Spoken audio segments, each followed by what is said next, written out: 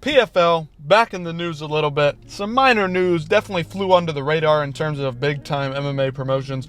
But in the 2024 PFL regular season, the PFL decided to open up a new division, add a new division to the tournament style, where they go through the season format, have a couple of fights in the regular season, move on to the playoffs, have to progress on to the finals, and then fight for the championship belt in the finals. They added the women's flyweight division. And so, the company, I'll read it for you here on this article. The company announced the women's flyweight division as part of its regular season in 2024. Much attention was paid to newcomer Dakota Ditcheva.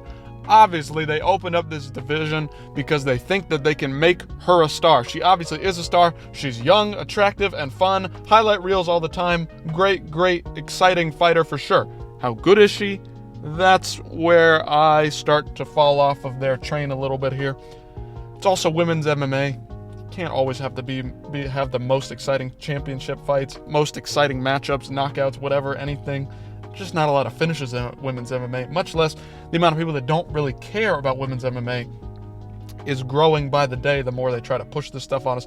But to her credit, Dakota Ditcheva is one of the rare, fun female athletes in MMA. The 2023 PFL Europe champion, Dakota Ditcheva, is now part of the global seasons, right? So fans wanted to see how Ditcheva would transition to tougher challenges on the global roster with more media and more attention surrounding her. Obviously, she's handled it well. She's doing really, well. She's going to be in the finals in November.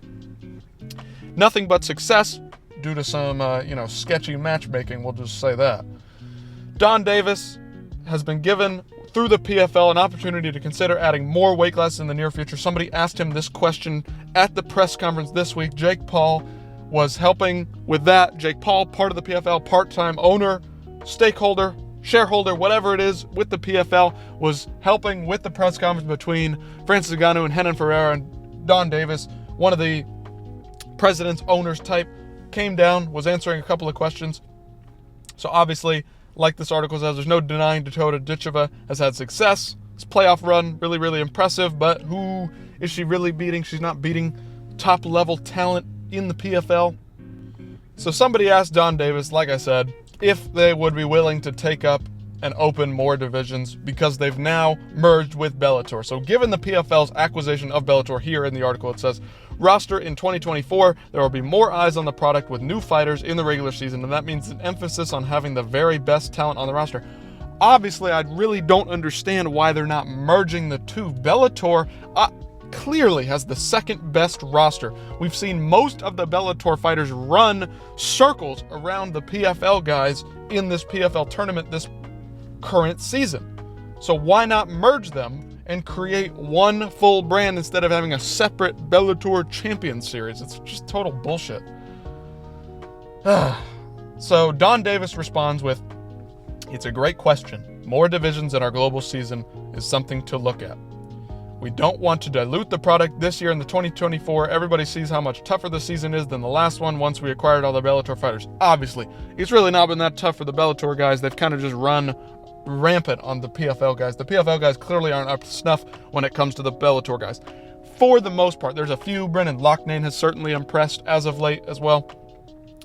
So he goes on to say, the statistic that is super interesting that doesn't get reported enough, of the top 300 fighters, 190 are the UFC, 85 are in the PFL, and so 275 of the top 300 fighters in the world are in these two promotions. Bro, 190, 85. Bit of a disparaging number there, but okay. His answer revealed that there is a drawn-out process to open up a division, and it would mean many new fighters who have proven to be the best of their weight class. We know who the best guys are in Bellator in weight classes that aren't open yet. Guys like Enrique Barzola, who just fought at your last event, was fighting at 145 because you don't have a bantamweight division. Patchy Mix, great fighter, arguably could compete with some of the top 5 guys in the UFC. Magomed Magomedov went to a close split decision with Patchy in his last fight. So Donn Davis continues here. So to win 4 times in 8 months, that's the toughest thing in MMA, and this year that product is that good. We don't want to add new weight classes unless the 10 fighters in that weight classes can be really that good. We are looking to add more weight classes all the time. We don't just want to add a weight class that's not strong. We want to do it the right way. They need to get away from this season playoff finals format and make that kind of like a Contender Series or the Ultimate Fighter kind of thing. I think that would be more interesting because it builds prospects. It gives them something to really strive for. $1 million for a small-time fighter who isn't making a lot of money, who maybe not even fighting part-time to get $1 million to win this kind of tournament, to go through something so rigorous and so difficult. That's something you do for like a PFL Contender Series, like the Dana White Contender Series, or a PFL Ultimate Fighter kind of thing. That's what I think the regular season should be held to, and they should just merge the two brands and do what one is doing and just putting on events across the board. Anything's happening. That's why one over in the East, over in Asia, is being really successful, because they're just putting on great events with great fights. They're not making up and doing all this BS, having to fool with all the regular season, playoff, finals, all that BS. It's just difficult to pull off. I hope that they can add a 135-pound division if they're going to keep doing this season thing, because I like to watch all these guys. They're wasting the careers of guys like AJ McKee, Patricio Pitbull, Patchy Mix, Eblin. They don't have a 185-pound division. Johnny Eblin and others at 185. Douglas Lima might move up to 85. Gegard Mousasi was going to fight at 185. These guys are legit. There are 10 guys in Bellator, in PFL, that they can sign. Other Russian talent, other guys all over the world that they can sign and add to their roster to make a solid 10 guys for most of these weight classes. I don't understand why they're so stuck on this playoff regular season contenders. Like, what the hell is going on here? It's very foolish, because I think they're really hindering themselves when it comes to the overall MMA market. UFC puts on events every week. The PFL does 3 fights, takes a month off, does 3 fights, takes 2 months off, does 3 fights, take 2 months off, and then they have the finals one night in November. They have 3 weeks of fights straight. Oh, cool, okay, I'm getting invested. I'm learning this is on. We'll see what happens. It's very interesting always to add new spins to the MMA world, new spins to MMA events.